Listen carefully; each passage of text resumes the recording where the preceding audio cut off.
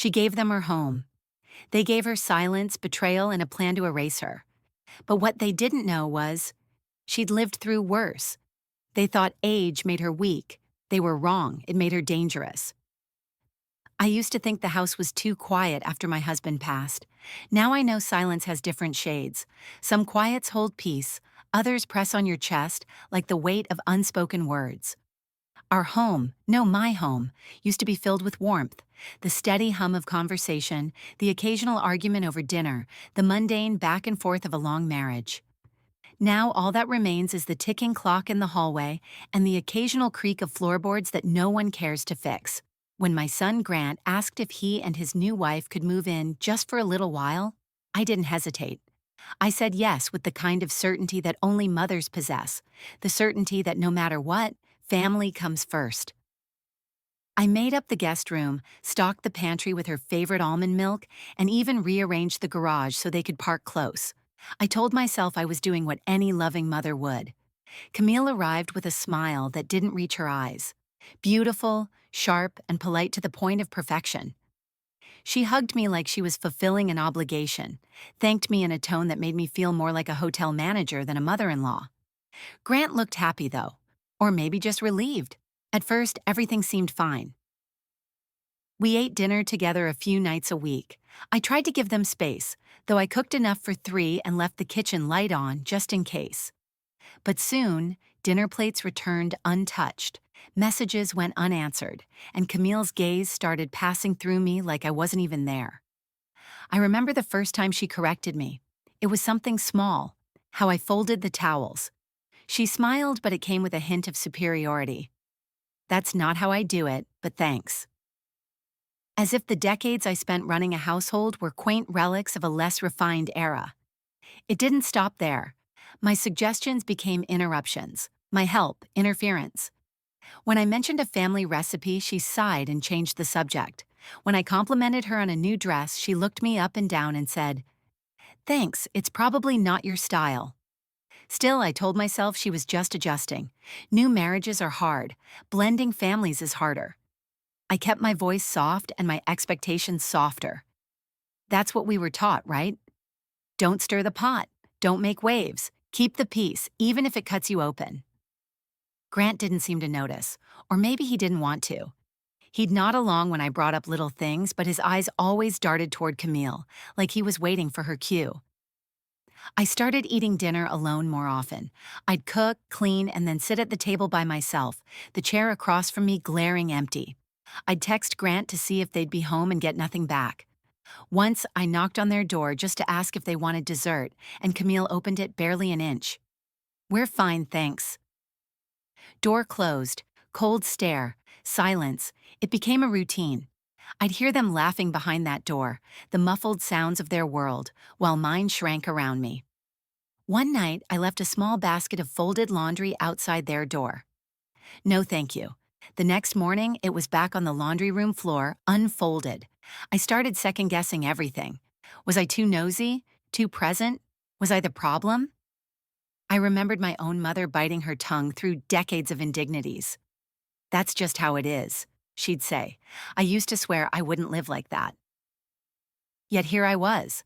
I caught myself apologizing for walking too loudly, for being in the kitchen at the wrong time, for existing in my own home. Camille never yelled. She didn't have to. Her silence cut sharper than words. I'd stare at my phone after sending a simple message. "Dinner's ready." Seen, no reply. My number, it seemed, was just another thing to ignore, like the woman who owned the house they lived in, like the mother who paid the bills, cleared the dishes, and stayed invisible to keep the peace.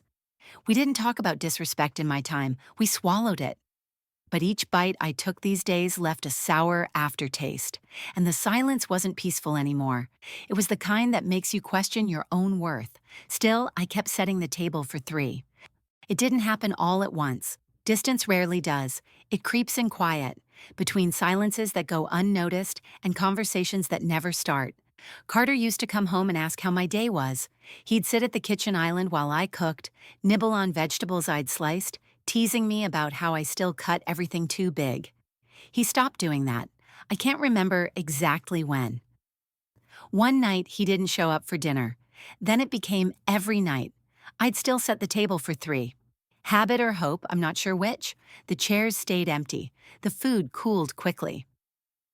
Cassidy's tired, he said one evening as I stood awkwardly at the foot of the stairs.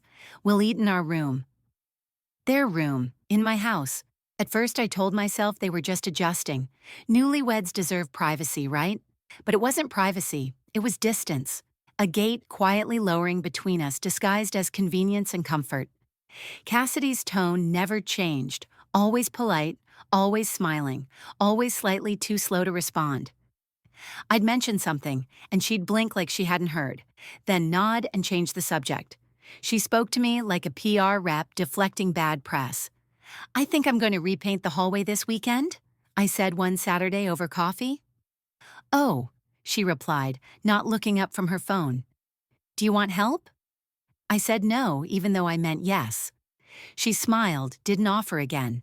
I told myself I was imagining it, that maybe she was just shy, that maybe I was being too sensitive, too needy. That voice in my head, the one that told me to shrink myself, was familiar.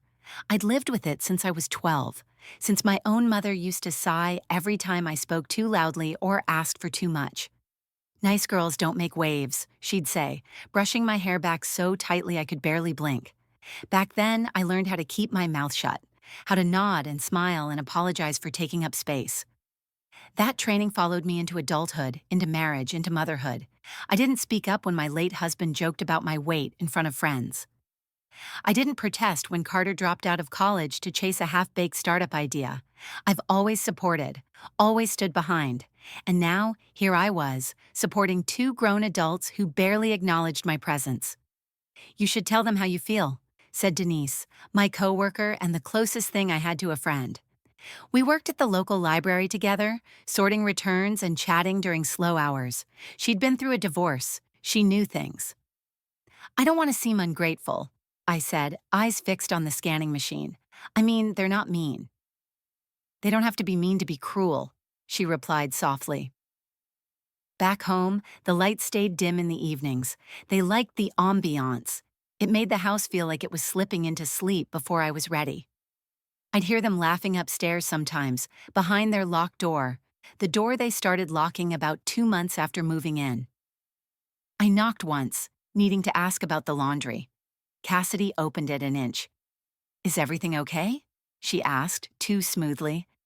"I just wanted to ask if you have any delicates I should keep separate." "We're doing our own laundry now, thanks though." The door clicked shut before I could say more. I stared at the wood for a long time. Not angry, not sad, just hollow. I sent Carter a text later. "Do you have a minute to talk?" No reply. The next morning, he was gone before I woke. Cassidy passed me in the hallway without a glance. One evening, I sat in the living room, pretending to read, but really listening. The walls in this house aren't thick. I heard my name. I heard Cassidy's voice, low but pointed. "She's always hovering. This was supposed to be temporary. You said 3 months." "And it's been 5, Carter replied.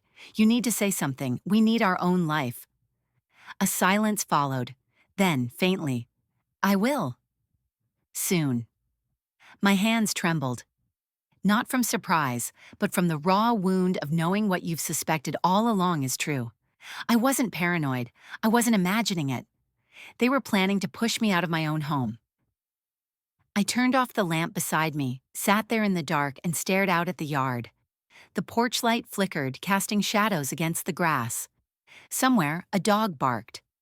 I realized I hadn't spoken to anyone all day except the checkout girl at the grocery store. This was not how I imagined my later years, tiptoeing around my own house, trying to avoid making the people I supported uncomfortable. I gave them a place to begin their life together, and now they were ready to erase me from it. But I wasn't ready to disappear. Not yet. It was a Thursday evening when I finally spoke. The weather had turned, gray clouds stretched low across the sky, the kind that look heavy enough to crush rooftops. Cassidy was sitting at the kitchen table, flipping through a glossy magazine while her phone buzzed every few minutes. I stood by the sink, drying a mug that didn't need drying. Carter was upstairs, probably with his headphones on, pretending he didn't live here. I don't know what gave me the push. Maybe it was Denise's voice in my head or the ache in my chest that hadn't eased in days. Maybe it was just the fact that I was tired, tired in a way that sleep couldn't fix. Cassidy? I said, and the sound of her name startled even me. Can I ask you something? She didn't look up. Sure. Are you unhappy living here? There was a pause, just long enough to make the air feel sharp. Then she set the magazine down, lifted her eyes to meet mine, and gave a soft, calculated smile. It's not about being unhappy, she said, voice smooth. We just need space, to grow, to breathe. To breathe, I echoed, like the word had meaning I wasn't allowed to understand. She stood and poured herself a glass of water, her movements fluid and deliberate.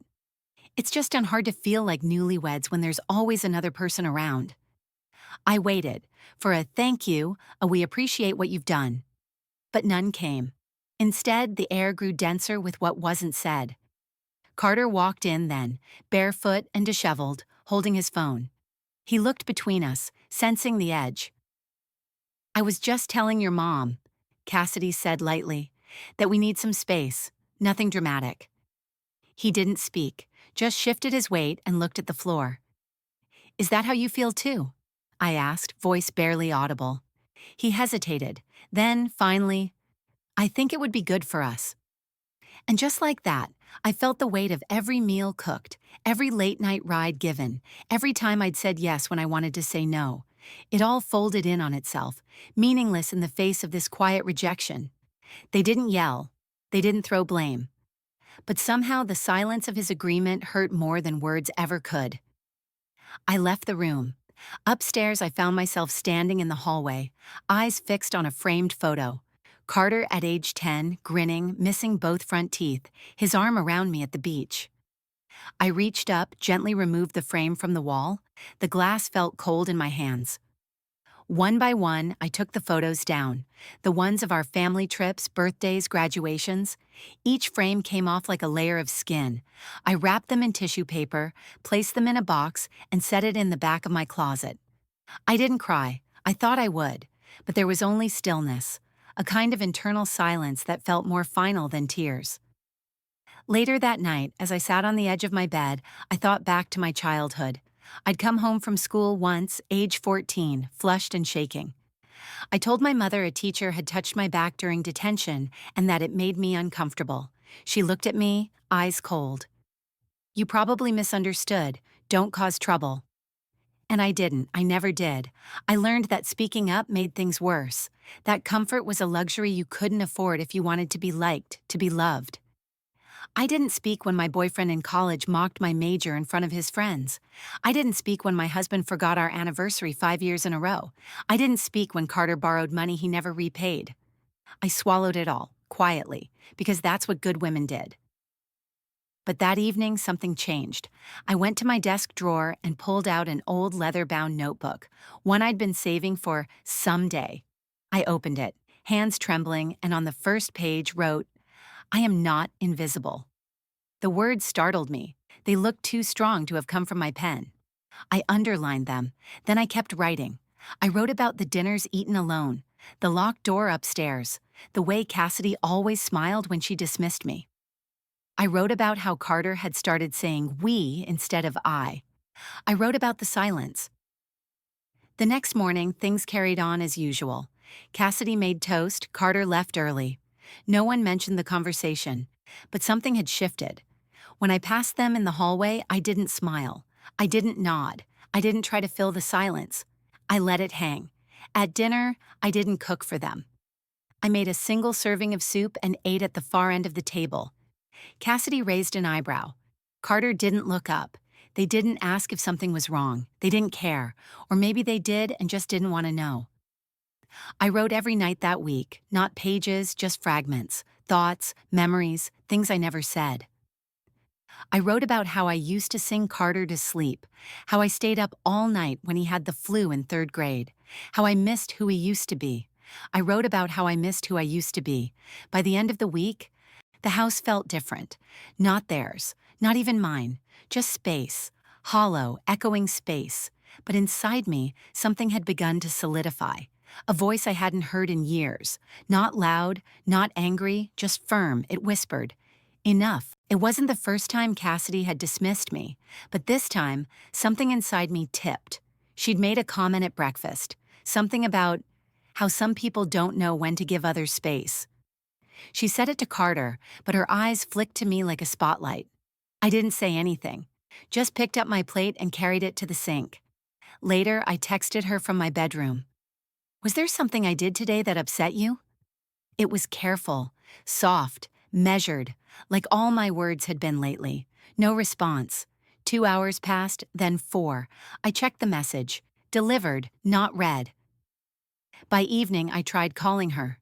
"This number is no longer accepting calls from this contact." I stared at the screen. My fingers felt numb, blocked. A daughter-in-law living in my house, eating from my refrigerator, walking across floors I cleaned, using hot water I paid for, had blocked me, without warning, without reason. It wasn't just the act, it was what it meant.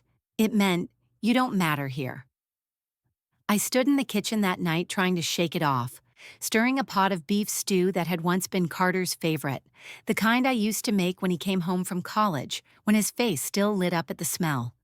I got distracted thinking of that smile, thinking of how long it had been since he'd looked at me like that. By the time I smelled the burning, it was too late. Smoke curled from the pot. Black crust clung to the bottom. I didn't rush to stop it. I stood still, watching the fumes thicken. The alarm finally shrieked overhead. I reached up, hit the button. Silence fell again. The house filled with the scent of ruin, a scent that said, "You forgot, you're slipping, I didn't cry." I sat down on the kitchen floor back against the cabinet and let the silence wrap around me like a coat that no longer fit. The next day, Denise noticed something was wrong before I even sat down at our usual coffee shop booth. "What happened?" she asked, setting down her mug. I told her everything, the text, the call, the smoke, the silence. Her face tightened. "You raised a man, not a weapon for someone else's war." I blinked. "He was kind once," I said, barely above a whisper. "Maybe he still is, but he's letting her use your love for him as a shield." Those words echoed in me all the way home. That night, I opened my laptop and typed into the search bar, "Signs of emotional abuse. How to set boundaries with adult children. What is generational trauma?" I fell down a rabbit hole. Articles, videos, blogs. Women like me, older, quieter, who had spent lifetimes accommodating others until there was nothing left to accommodate. The next morning, I didn't cook breakfast. I left the house early and had a quiet omelet at the diner alone. No one asked where I was. That evening, I locked my bedroom door for the first time. It felt strange, foreign, a small act, but it carried weight. It said, "This space is mine." Cassidy knocked once that week, asking if I was doing laundry. I opened the door just a crack. "I've decided to do my own separately," I said. She blinked, surprised. "Oh, okay." No smile, no warmth, but also no fight. These weren't grand gestures, but they were mine. I began journaling again. I kept a notebook beside the bed, scribbled entries in the early hours when sleep wouldn't come. Small things I'd noticed. How Carter had stopped thanking me. How Cassidy only said my name when correcting me. How I'd stopped laughing in my own home. That Sunday, I cleaned the hall closet for the first time in months. I found a manila folder tucked behind some old coats. It wasn't mine. Inside were printed documents, copies of rental agreements, tenants' rights forms, state property laws, highlighted paragraphs, sticky notes. I sat down on the floor, heart pounding as the pieces clicked together. They weren't just staying too long, they were planning to stay permanently, to claim legal standing in my house. My house. I held the folder in my lap for a long time. It felt like betrayal and strategy wrapped in legal paper. I had been eroded, bit by bit, kindness by kindness, until I was no longer a mother-in-law or a mother, just an obstacle to be managed. But not anymore. I put the papers back exactly where I found them. Then I stood up, closed the closet, and began planning. I stopped hoping they would change. Something about finding that folder snapped the last delicate thread I'd been clinging to. It wasn't a misunderstanding. It wasn't stress. It was a plan. A quiet, calculated move to plant roots in soil they never asked to own. So I stopped waiting. I started moving like someone who knew time was running out. The next morning, while Cassidy and Carter were out, I sat at my laptop and typed in the phrase, "anonymous legal property consultation." A few calls later, I had a name, a female lawyer in town who offered discreet advice on property and tenant disputes. I didn't say much at first, just outlined the basics. I was the sole homeowner. My adult son and his wife had moved in temporarily. They weren't paying rent, they weren't on the deed, but they weren't leaving. The woman on the phone was calm. Director. If there's no lease and no rent, they don't have tenant rights unless you've treated them as such for a significant period. But if they've lived there for over 90 days, you may still need to serve a formal eviction notice. I felt sick. 90 days, we were well past that. They've started preparing legal documents, I said, but they haven't served anything. Then you're still in control, but don't wait too long. Control. The word lingered. I hung up and stared at the wall. A family portrait smiled back at me from the mantel. Carter in a tux, Cassidy beaming in white, me beside them in soft blue, hands folded. I looked peaceful in that picture, but that version of me no longer existed. That night, I waited until Carter was alone on the porch, scrolling through his phone, headphones around his neck. I sat beside him and asked, "Are you planning to live here forever?" He blinked. "What?" "I found the documents," I said calmly. "The ones about tenants' rights." He sighed, not surprised. "It's not what you think." "Then what is it?" His jaw tightened. "Cass thinks you owe us, that after everything, this is the least you could do." "Owe you," I whispered. "For what?" "For not helping more with the wedding, for not offering to buy us a car, for not giving us a clean start." I stared at him, trying to reconcile this version of him with the boy I'd raised, the boy who once gave me a macaroni necklace for Mother's Day and cried when it broke. "And you agree with her?" I asked. He didn't answer. Inside, something twisted. The last time I'd felt that mix of rage and heartbreak was when I was 17. I'd come home to find my uncle screaming at my mother, demanding to borrow money again. She'd refused at first, but eventually her voice dropped, her body slumped. "You know your place," one of them sneered. After they left, she sat at the kitchen table and folded the checkbook closed. "It's family," she said. "You give, you don't ask." I remember feeling like she'd disappeared in front of me, like a woman-shaped outline with no substance inside. And here I was, decades later, becoming that outline myself. I stood, walked inside, and began cleaning. Not the kind of cleaning you do when guests are coming. The kind you do when you're reclaiming territory. I stripped the guest bed they used, folded the sheets tight, boxed up the throws, and scented candles I'd bought to make them feel welcome. Every item I'd placed there out of love or duty went into a plastic tub. The silence in the house hummed like a threat. Cassidy walked in while I was boxing their mugs from the kitchen. She leaned against the doorway. "What are you doing?" "Reorganizing." "You didn't ask." I looked up, slow and steady. "I don't need to." She laughed, a short, cruel sound. "You're feeling threatened, aren't you?" I didn't respond. She stepped closer. "You think you're going to make us uncomfortable enough to leave? Because you're not. Carter won't let you." The veiled edge in her voice dropped into something more exposed, meaner. "You've always been clingy. He talks about it. How you make him feel guilty for breathing. Maybe if you were more like a real mother." I dropped the mug I was holding. It shattered across the tiles. For a long beat, neither of us spoke. Then I turned to her. "Pack your things." Her mouth opened, but I held up my hand. "I'm done. You made your point. Now I'm making mine." She stepped back, narrowing her eyes. "You'll regret this." "I already do," I said. Later, I sat on the floor in the hallway, surrounded by framed pictures I hadn't seen in months. I dusted each one, wiped the glass, and set them against the baseboard. Pictures of Carter as a boy. Pictures of me and my mother before she faded into compliance. As I dusted, I saw it all for what it was. Not just betrayal, but legacy. A chain of women who gave and gave until the people they loved forgot to give back. I wasn't angry anymore. I was clear. The dust I wiped away wasn't just from the frames, it was from my eyes. The cemetery was quiet, the kind of quiet that seemed to press against your chest. I hadn't been here in months, not since Carter's wedding, not since Cassidy had insisted I not overextend myself emotionally by attending too many family events. I remember smiling, nodding, making excuses to myself as I stayed behind. But now, standing at Robert's grave, I had no words left to swallow. I failed to teach our son better, I said aloud. My voice cracked in the empty air, but no one was there to witness it. I crouched and brushed the leaves off the headstone. It was still sharp, newly carved, untouched by time. I taught him to be kind, I whispered, but not to notice cruelty. I taught him to give, but only to those who deserved it. A gust of wind stirred the trees. Somewhere in the distance, birds took flight. From my coat pocket, I pulled a small bundle, old letters from my mother, tied in fraying blue ribbon. I hadn't read them in decades.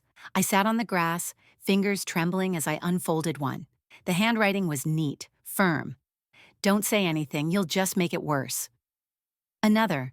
Sometimes you have to let people take advantage a little so they don't turn on you completely. I read them one by one, quiet spells passed down like scripture. Her voice layered in submission, in fear, in generations of self-erasure. She had lived her whole life in the shadows of men who loved her when she was useful. I looked at Robert's name, then folded the letters back into my coat.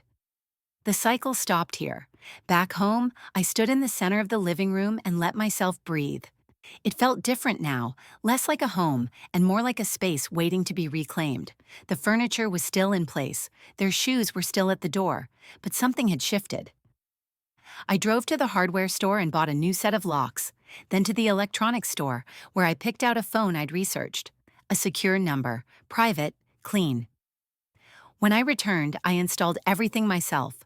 My hands were unsteady, but I did it. A new number, a new door. That night, I slept with the door unlocked, not because I trusted them, but because I trusted myself. The next morning, I repainted the hallway. The beige walls that had yellowed with time were now a fresh, bright white, clean, undeniable. I boxed up the rest of their decorations, fake plants, trendy mirrors, soft focus couple photos, all carefully wrapped and stored in the garage. The silence in the house no longer felt like neglect. It felt like mine. I began documenting everything, dates, exchanges, behavior. I kept printed copies in a secure drawer, backed up every file. I started researching eviction law, reading tenant statutes, scanning city ordinances. I wasn't acting out of anger. I was preparing for war the way a woman learns to, quietly, thoroughly, with no wasted motion. Then it came. Late that evening, my new phone buzzed. A voicemail. It was Carter. His voice was flat, unreadable, practiced. Hey, Cassidy and I have talked, and if you try to force us out, we're going to file a report. Elder abuse. You've been unpredictable lately. Just think about how that would look.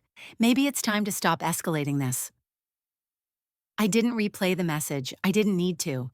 The line had been drawn, and now they were trying to smear it. They were counting on me to shrink, to crumble, to undo everything out of fear of being misunderstood.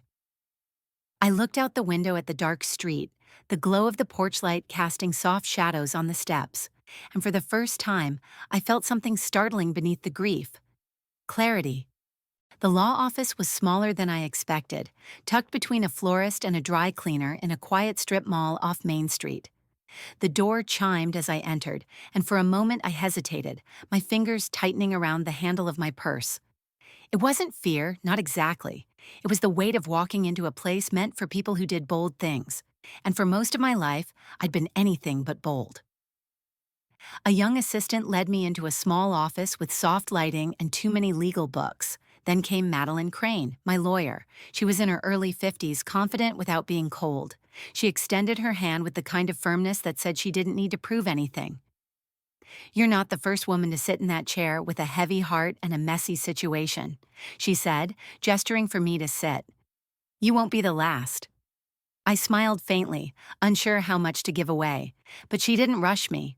She waited, And so, piece by piece, I gave her the whole story, the unspoken tension, the disrespect disguised as civility, the blocking, the folders of legal documents, the voicemail. When I finished, she sat back in her chair, folding her hands. "You're not wrong to be here." I nodded, but something still gnawed at me. What kind of mother kicks out her own child? She didn't blink. What kind of child forces his mother to choose between peace and him? That landed like a stone in my chest. It stayed there, heavy, honest. She explained my rights carefully, breaking down the options: issuing a notice to vacate, filing a formal eviction, gathering documentation in case of false claims. She walked me through the steps, one by one, not as if I were fragile, but as if I deserved to understand. She even gave me a vocabulary I'd never had: constructive possession, licensee versus tenant, quiet enjoyment. I wrote them down in the leather-bound notebook I'd started keeping by my side like a shield. With every term, I felt something harden inside me, not into anger, but into resolve. I wasn't just a mother, I was a homeowner, a woman with legal rights, a person whose boundaries had been crossed. Madeline glanced at her screen. "You have a good case. You've documented well. The voicemail helps, and it's your house. That matters." I stared at her desk. Framed photos lined the edges. Her kids, a golden retriever, what looked like a second marriage.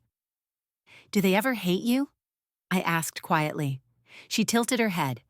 "Sometimes, for a while, but they get over it, or they don't. But either way, you get to live in peace." On the way home, I played our conversation over in my mind like a recording. I thought about Carter as a boy, how he once wrote me a Mother's Day card that said, "You make me brave." I had spent so long defining myself through him. Every bruise I'd swallowed, every sacrifice I'd made.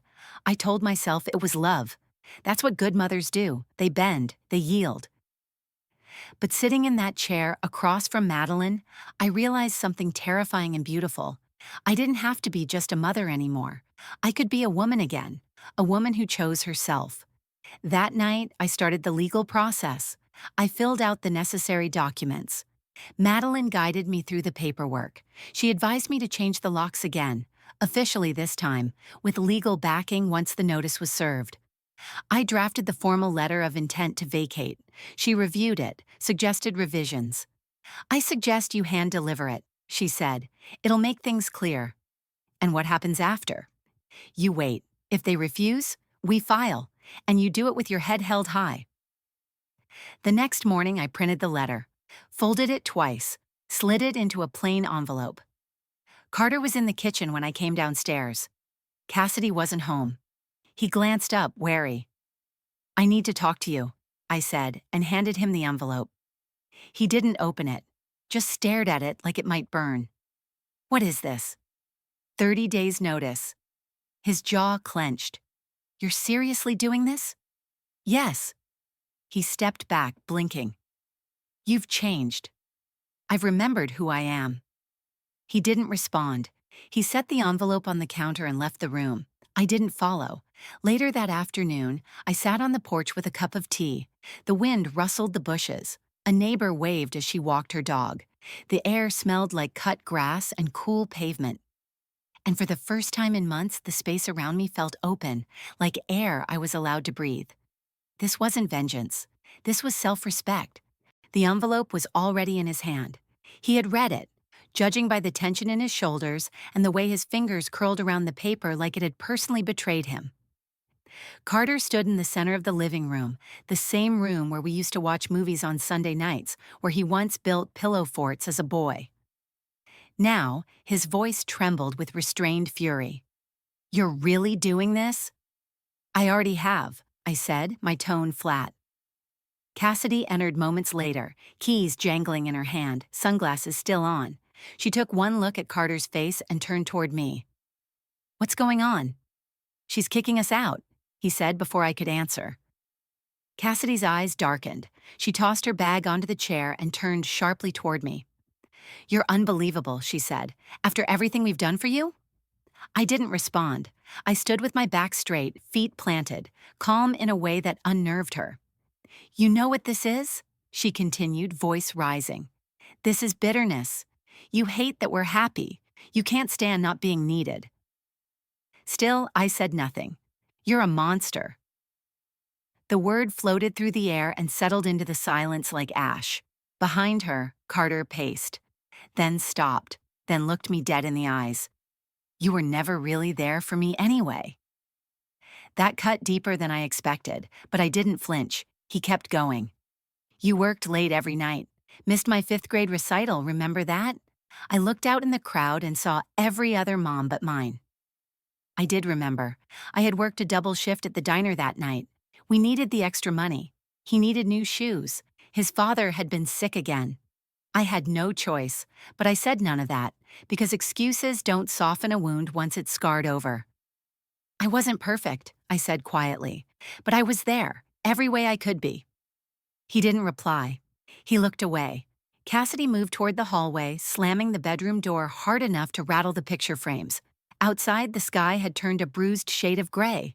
Wind lashed against the windows. A storm was rolling in. I walked to the front door, locked it, then stood in the dim glow of the porch light, watching leaves twist in the wind. It felt like the house itself was exhaling, as if it, too, had held its breath too long. I didn't sleep that night. Instead, I organized every document: texts, voicemails, financial records, notes from the lawyer, and a fresh journal entry summarizing the confrontation. The sound of raised voices hadn't gone unnoticed. I knew that much. Our neighbor, Mrs. Givens, often sat on her porch late into the evenings. A widow like me, sharp as a tack and never one to miss the stirrings on our quiet street. 2 days later, she waved me over as I returned from the mailbox. I heard a bit of a ruckus the other night, she said. I'm handling it, I replied. She leaned in slightly. I was recording something else from my porch and caught a bit of it. It's got your daughter-in-law screaming things I don't think she'd want a judge to hear. I blinked. She smiled. Just thought you should know. Unexpected, but welcome. I thanked her, and we didn't speak further. But I knew the value of what she'd just offered me. Back inside, I added that note to my documentation. Mrs. Givens has audio the storm that had passed outside now echoed inside the walls of my home. There were no apologies, no attempts at civility. Cassidy stayed behind the door most of the time. Carter barely looked at me, but I wasn't afraid, not anymore. This was no longer about reclaiming space. It was about reclaiming myself. The courthouse smelled faintly of disinfectant and old paper. I sat on a hard wooden bench outside the courtroom, my fingers pressed flat against my skirt to keep them from shaking. Madeline sat beside me, calm, her leather case balanced across her lap. You've done everything right, she said. I nodded, but I didn't speak. Carter and Cassidy entered moments later, holding hands. Cassidy wore a dark blazer, hair pulled back, eyes rimmed in what I couldn't tell was makeup or exhaustion. Carter didn't look at me. They sat on the opposite side of the waiting area, close enough to hear me breathe, far enough to pretend I wasn't there. When the bailiff called us in, I stood without hesitation. Inside, everything was slower than it felt in my mind. The judge, an older woman with sharp eyes and a deliberate voice, asked questions carefully. She reviewed my documents, glanced at the printed voicemail transcript, listened to Mrs. Givens's audio file on a small player Madeline brought. Cassidy tried to interrupt once, claiming harassment. The judge cut her off. Mrs. Holloway, you and your husband were never charged rent, never listed on a lease, and have not paid any utility bills? Cassidy nodded reluctantly. Then you are not tenants under state law. You are occupants, at will, and that status has now been revoked. Carter's jaw clenched. He looked at me, like maybe there was still time to fix this. I looked away. The judge's gavel came down, quiet but final. They are to vacate the premises within 30 days. Outside, I expected to feel triumphant. I expected the wind to feel different, but all I felt was tired. At home, I opened the hall closet and began packing. The process was surreal. I boxed up their toiletries, their towels, the picture frames they brought from their wedding. Each item felt like a trespass I'd allowed, a memory I never asked to be part of. Their presence was in every drawer, every shelf. I wrapped Cassidy's candle holders in newspaper, folded Carter's hoodies into neat stacks. I wasn't angry anymore, just hollow. Later, Denise came by with takeout and a six-pack of something cold and citrusy. They tried to manipulate you, she said, settling into the couch, with tears, guilt, and silence, and for the first time you didn't bend. I nodded, watching the shadows shift on the wall. That's not cruelty, she said. That's survival. You chose yourself. I stared at my hands. I just didn't think choosing myself would hurt this much. Denise reached for her drink. That's because you're used to paying for peace with pieces of yourself. I didn't reply, but her words stayed with me.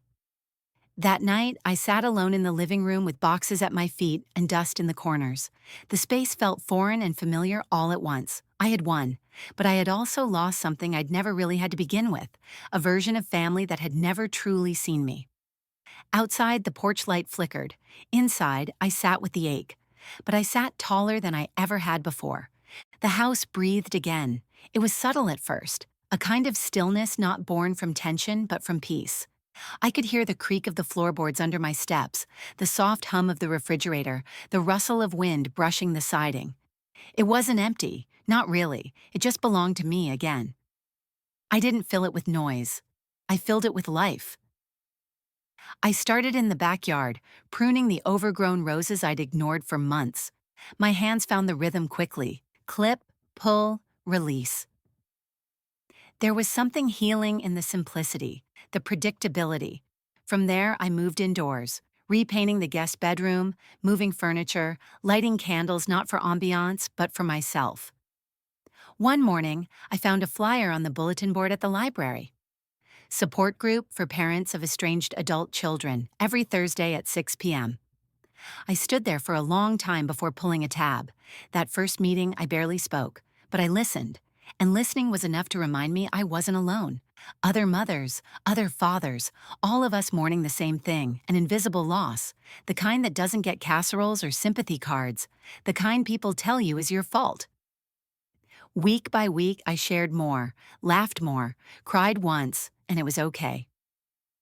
I picked up painting again, something I hadn't touched since Carter was in preschool. I turned the small den into a studio, laid out canvases, let the mess grow.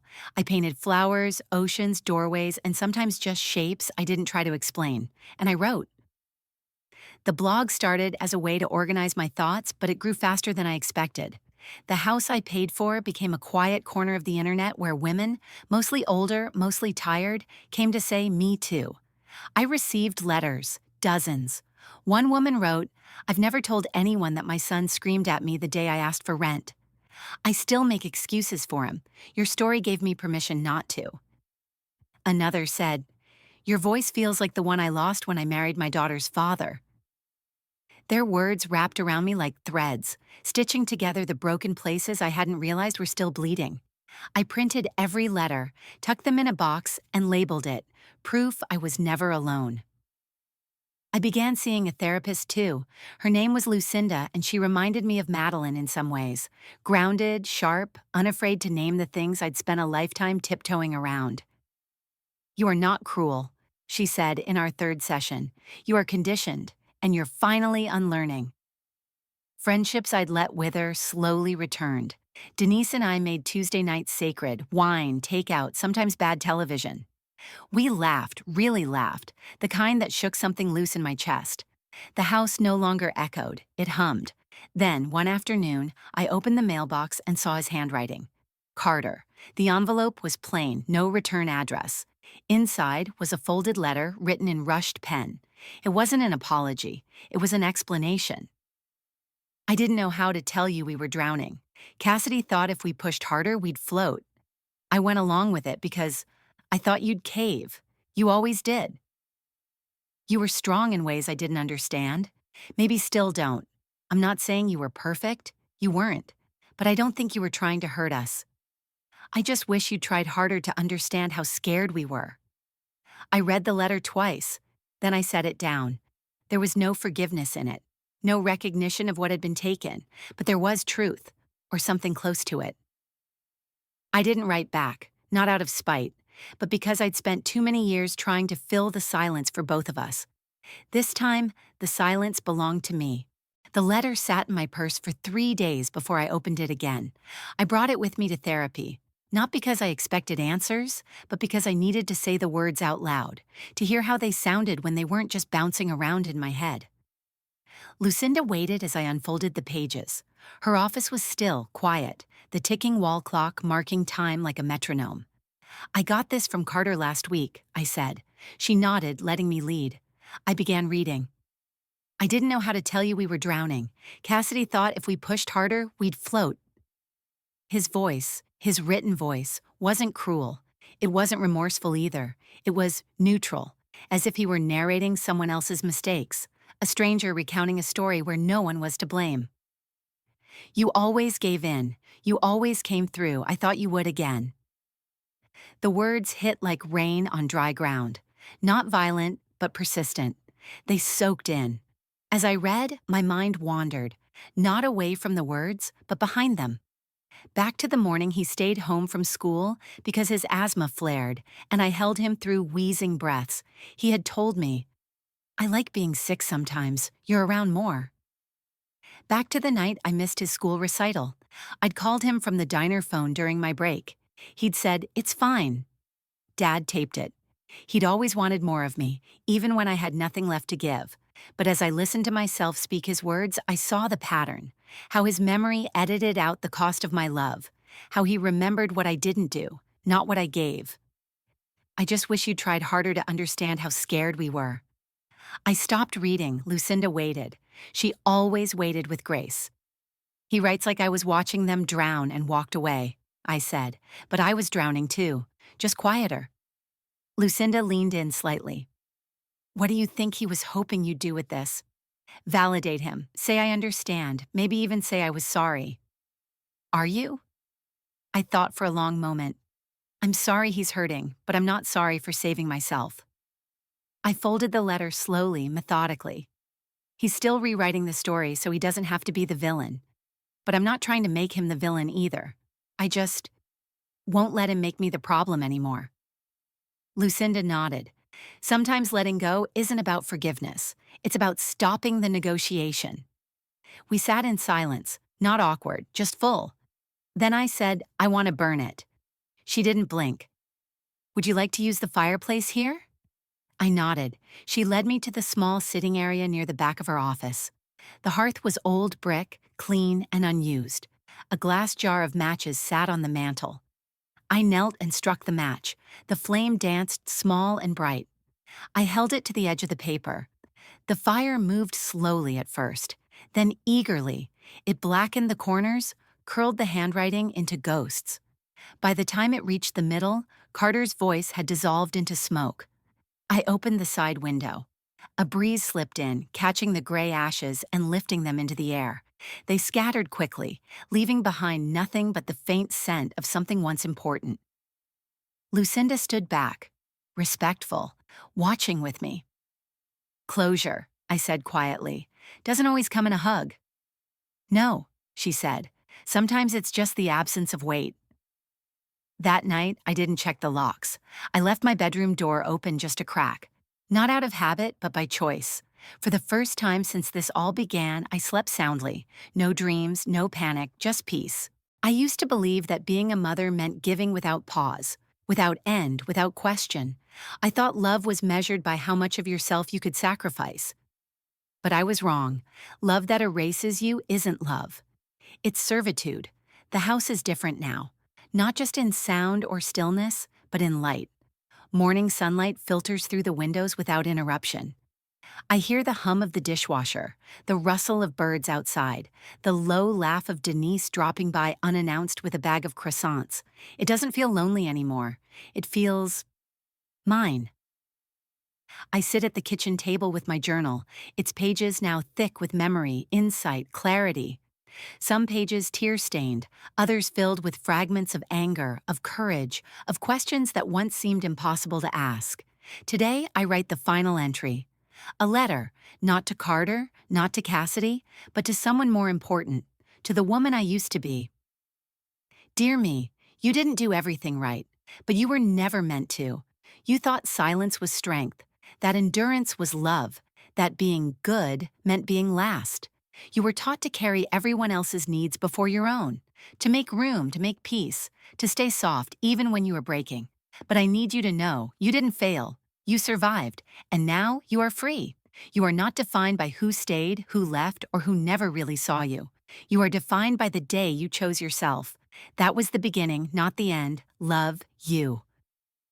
I close the journal softly, letting my fingers rest on the cover. There's a knock at the door. Denise, of course, with her bottomless thermos of black coffee and her loud, generous spirit. Behind her, two women from the support group wave, carrying mismatched pastries and laughing about the GPS taking them in circles. We sit in the living room, sun slanting across the floor, warmth filling spaces that once echoed with tension. We tell stories, we tease, we hold silence when it comes. I catch my reflection in the glass of the sliding door. Older, yes, a little worn, but clearer, more whole. After they leave, I pull on gloves and head to the garden. I've had the tree for weeks, a small Japanese maple, its leaves a fierce red that refuses to be ignored. The soil is soft from last night's rain. I digging. Each scoop of earth is a release. Of guilt, of fear, of the parts of me I once buried to make room for everyone else. The roots settle in. I cover them gently, patting the ground firm. This tree won't be perfect. It'll lose leaves, face storms, but it will grow on its terms, in its space, and so will I. As I water it, I whisper to the wind. I wasn't erased, I evolved. The breeze carries it away, not loud, but free. If this story stirred something in you, anger, clarity, recognition, you're not alone. We write for the ones who've been silenced, sidelined, or shamed for choosing peace over pleasing. Stick around. There's more truth to uncover, more chains to break, and we're just getting started.